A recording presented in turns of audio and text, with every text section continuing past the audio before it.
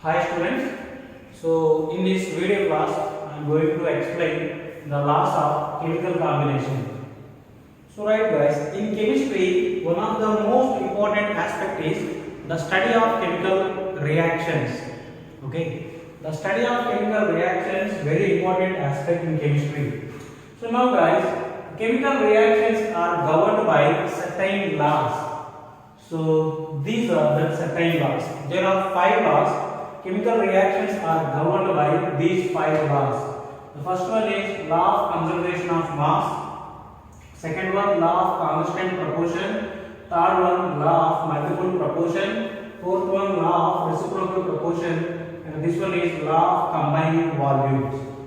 So right guys, here the first four laws deal mass relationship of reactants, and the next one products, and the next one guys, the last one.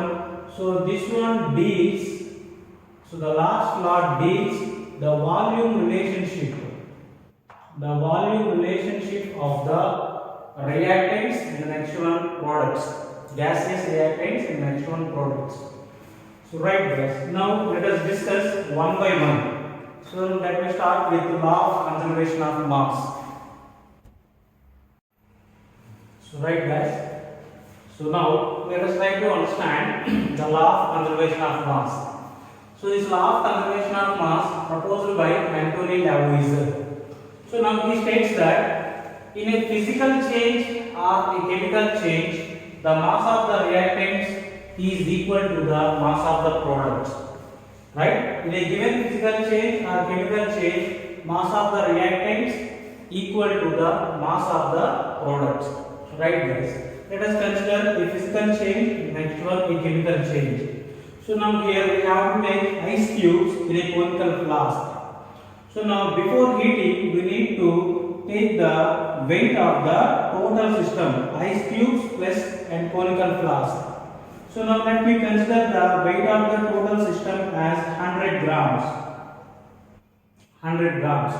So now guys, now we need to heat this one. So upon heating, ice undergoes melting. So now here, complete ice upon heating is converted as water. So now here, this is example for a physical change. The change in which if there is no change in the composition of a substance, that is known as a physical change. So now guys, here the formula of ice is water. So when ice is converted as water, so then here also the formula is H2O only. Here, which is present in the solid state, but in this case, this is present in the liquid state. So now before heating, the mass is 100 grams.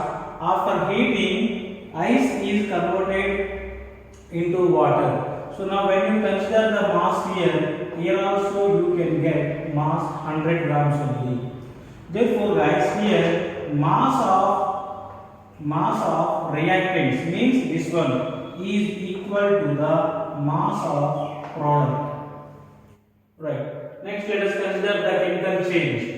So now here in this test tubes guys, we have to take two chemicals. So here let me take sodium chloride solution. This is the sodium chloride solution, and in this test tube let me consider silver nitrate solution, AgNO3, silver nitrate solution. So now before mixing these two, we need to consider the weight of the total system. So before shaking that, you have to close the test tube mouths by using a rubber cap. Okay. So now if you take the weights, or let me consider the weight of the total system as here 200 grams. So now after taking weight, we have to mix them. Or when you shake these test tubes,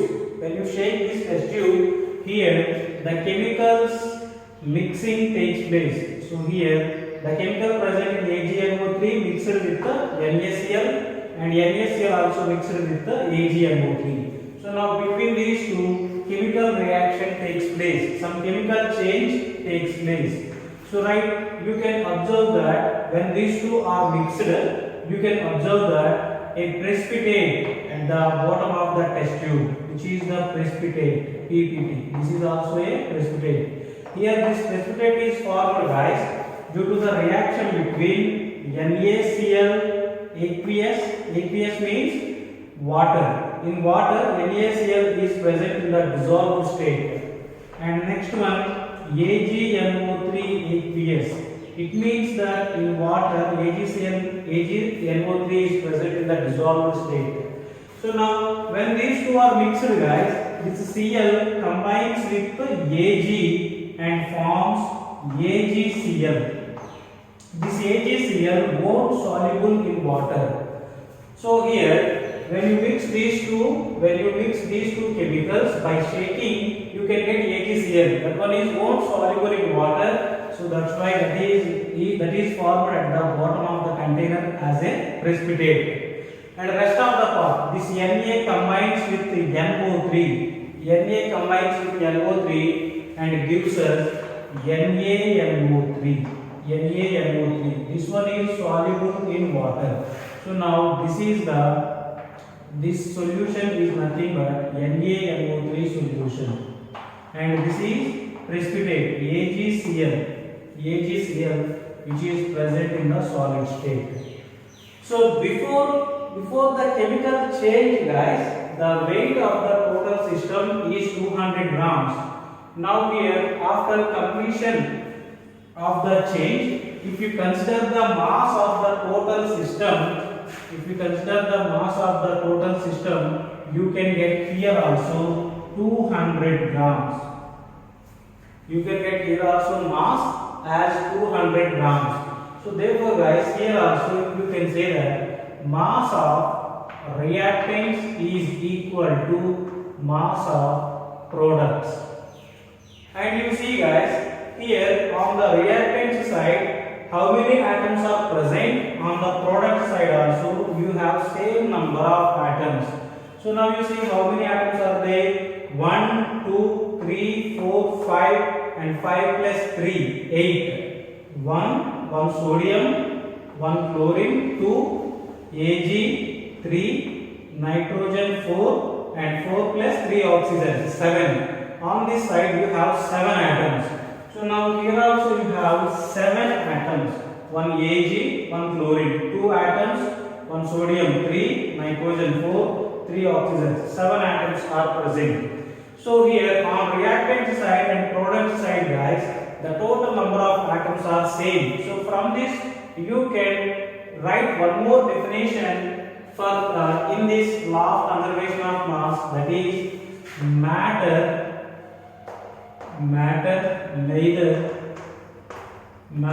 neither be created nor destroyed. Here there is no addition of new atoms, guys, and there is no removal of already existed atoms. So that's why you can say that matter neither be created nor destroyed. Right. So now here there is a limitation. In this law of conservation of mass. That is, so this law is not applicable or not valid for the nuclear reactions, because in nuclear reactions, guys, the mass of the reactants greater than mass of the products. Okay. For example, here if you take the mass of the reactants as 10 grams, after chemical change you will get the product mass is less than 10. Here I have taken as 9 grams. And what about the remaining 1 gram of the mass? That 1 gram of mass converts as energy. Right, guys? Here total mass of the reactants 10 grams. From the 10 grams of the reactants we have got only 9 grams of the products. Remaining 1 gram of the mass converts into energy. So now here the mass of the reactants is not equal to mass of the products for the nuclear reactions. For nuclear reactions, this law is not applicable because mass of the reactants not equal to mass of the products. So right guys, you see this problem. So now this is a problem based on law of conservation of mass. Here some data is given regarding a reaction. If 6.3 grams of sodium bicarbonate added with sodium bicarbonate added to is added to 15 grams of CH3COOH, that is acetic acid solution. So then the residue is found to weigh 18 grams. What is the mass of the CO2? So here guys, the 6.3 grams of sodium hydroxide is mixed with 15 grams of the acetic acid solution. So when you mix these two, we are getting a residue. Residue means here sodium acetate and next one water, and carbon dioxide also glycerin. So now in problem only the weight of the sodium hydroxide and weight of the acetic acid and weight of the residue is given. So now we need to find out what is the mass of the carbon dioxide released in this reaction. So according to law of conservation of mass of the reactants equal to mass of the products. So now here we need to take the mass of the reactants. So here reactants are these two. We need to take the sum of the mass of the sodium hydrogen carbonate and next one acetic acid 6.3 plus 15. And here mass of the product guys, this one 18 plus x. So then here you can take 18 plus x. And from this if you solve the x will be 3.3 grams. The mass of the carbon dioxide is equal to 3.3 grams. 3.3 grams of CO2 is released in this chemical reaction. So right guys, the next law, second one, law of constant proportion. So which is also known as law of definite proportion. So this one proposed by Joseph Louis Proust. So he states that a chemical compound is always formed due to the chemical combination of same elements in a fixed ratio of their mass. So right guys, according to this law, a chemical compound is formed by the chemical combination of same elements, and that elements always combined in a fixed ratio of their mass. Let us try to understand this one. For example guys, let me consider one compound. Let me take water compound. So right guys, in order to get the water compound, always hydrogen and oxygen only combine together to give the water H2O. So whenever if you want to get the water compound, only hydrogen and oxygen only combined, and they combine in a fixed ratio. They should combine in a fixed ratio. The ratio we can find out from this formula. So now here we have 2 hydrogens is to 1 oxygen. Now mass of the hydrogen is 1 and mass of the oxygen is 16. So now if you simplify this one guys, here 2 1 times cancel and here 8 times cancel. 1 into 1 1. 1 into 8 8. So in order to get water compound, hydrogen oxygen should combine in 1:8 ratio always. If these two are combined in another ratio of their mass, you don't get water. You can get other compound from the hydrogen and next one oxygen. Let me take one more compound, carbon dioxide. Carbon dioxide, this one we can get from the carbon and oxygen elements. By the combination of carbon and oxygen elements, you can get carbon dioxide. And here carbon and oxygen are combined in a fixed ratio of their mass. Let us find out the mass from the formula. Here you have 1 carbon and 2 oxygens are present. Mass of the carbon 12 and mass of the oxygen 16. So now here you can get 12 is to 32. If you simplify this one, you can get 3 is to 8. Alright. So in order to get the carbon dioxide, guys, so here carbon and oxygen should combine in 3 is to 8 ratio by their mass. If they don't combine in this ratio, if they combine in another ratio of their mass, we don't get carbon dioxide. We can get some other compound. And the next one, let us see the variable methods to prepare the carbon dioxide. So variable methods are there to prepare the carbon dioxide. First one, burning of carbon in the presence of oxygen. When you burn the carbon in the presence of oxygen, we can get CO2, carbon dioxide. Next one, upon thermal heating of the calcium carbonate, we can get carbon dioxide and you can get a byproduct, that is CaO. And the next one, same CaCO3, when you treat with 2 moles of the HCl, you can get here again CO2, and the next you can get H2O plus you can get CaCl2. Right? And the next one, 2 moles of the NaHCO3. Upon heating these 2 moles of sodium bicarbonate, we can get here carbon dioxide, water, and you can get here Na2CO3.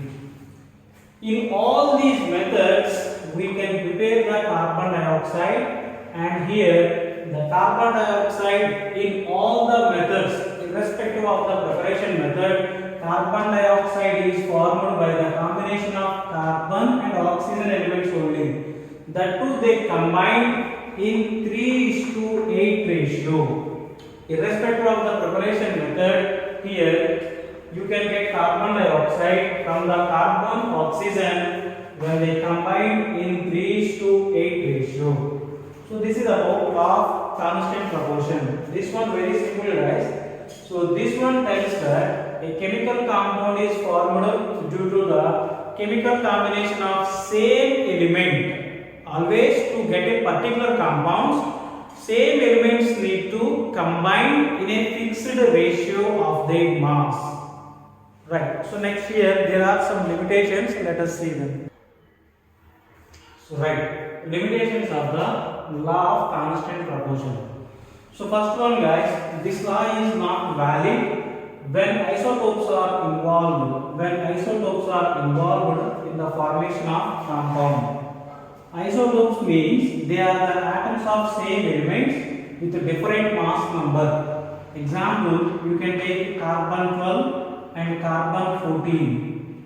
These are the atoms of the same elements, but here mass number is different. Mass number means total number of protons and the total number of neutrons present in the nucleus of an atom. So in case of carbon, the sum of the protons plus neutrons is 12 in this one.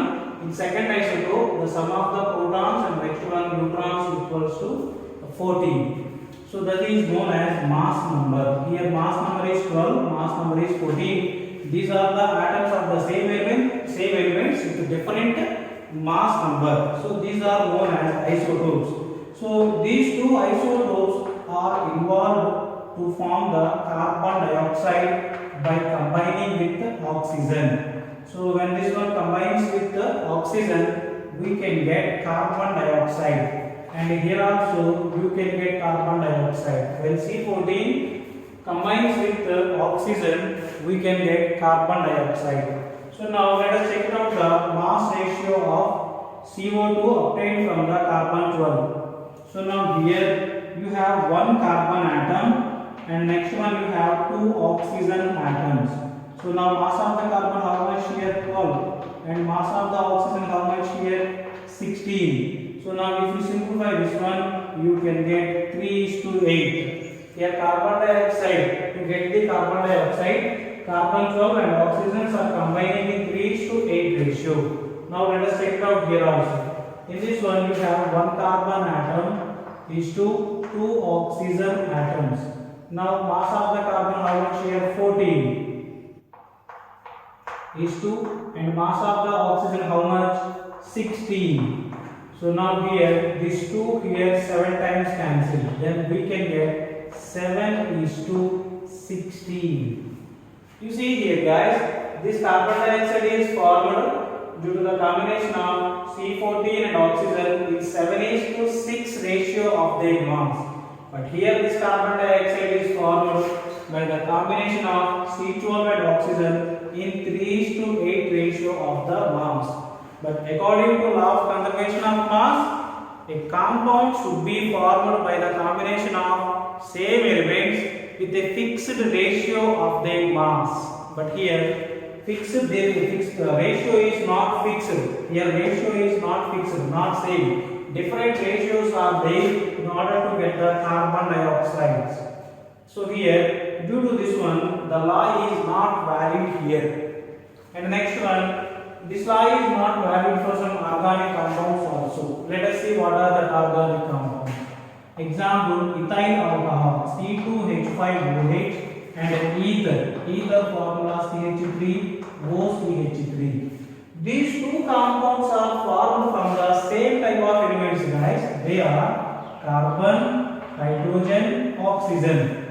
This compound is formed by the combination of carbon, hydrogen, oxygen. And similarly, this one also formed from the same type of elements. Now let us check out the mass ratio of the carbon, hydrogen, oxygen in first compound and in this also. Here you have 2 carbon atoms, you have 6 hydrogen atoms and you have 1 oxygen atom. So now mass of the carbon is 12 and mass of the hydrogen is 1, mass of the oxygen is 16. So now guys here you can cancel the second table. So here 2 1 times cancel, 1 into 12, 12 you can get, and 2 here 3 times cancel, 3 into 1, 3, and here 2 here 8 times cancel, 8 into 1, 8. So in order to get ethyl alcohol, carbon, hydrogen, oxygen need to combine in 12 is to 3 is to 8 ratio. Now let us check it out here also. Weight ratio. Here 2 carbons are there and how many hydrogens? 6 hydrogens are present and 1 oxygen atom is present.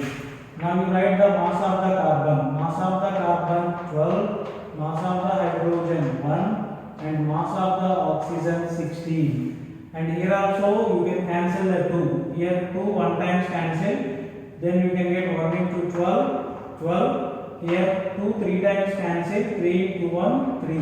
And here 8 times cancel, 8 into 1, 8. You see guys, these are the different compounds, but they are formed by the combination of same elements in the same ratios. So here also law is not valid. We need to get, when same elements are combined in a fixed ratio, we need to get a same compound. But here we have got different compounds by the combination of same elements in the fixed ratio. So here also this law is not valid. So right guys, this is the problem based on law of constant proportion. Right. Let us see the problem. 6.488 grams of lead combines directly with 1.002 grams of oxygen. So this much amount of lead combining with the 1.002 grams of oxygen and giving lead. This is known as lead peroxide. Lead peroxide giving lead peroxide PbO2. Let me consider this one as first one. Next guys, in another method, PbO2 also produced by heating PbNO3. Now he is saying that same PbO2 we can get upon heating the lead nitrate. Upon heating lead nitrate, you can get same PbO2, lead peroxide. So now this one you can consider as second one. Now he gave one information regarding this one. In this second PbO2, so it was found that the percentage of oxygen in the second PbO2 in this one is 13.38%. Right? In this one, guys, the percentage of oxygen is given, that is 13.38%. So in second lead peroxide, the percentage of oxygen is given 13.38%. So now, guys, according to law of constant proportion, if in this one oxygen amount or percentage is present this much, then in this also same percentage of oxygen should be present. Now from this given data, we need to check it out whether same percentage of oxygen present or not in the first PbO2. Okay, so in first PbO2 also oxygen should be 13.38%. Let us check it out.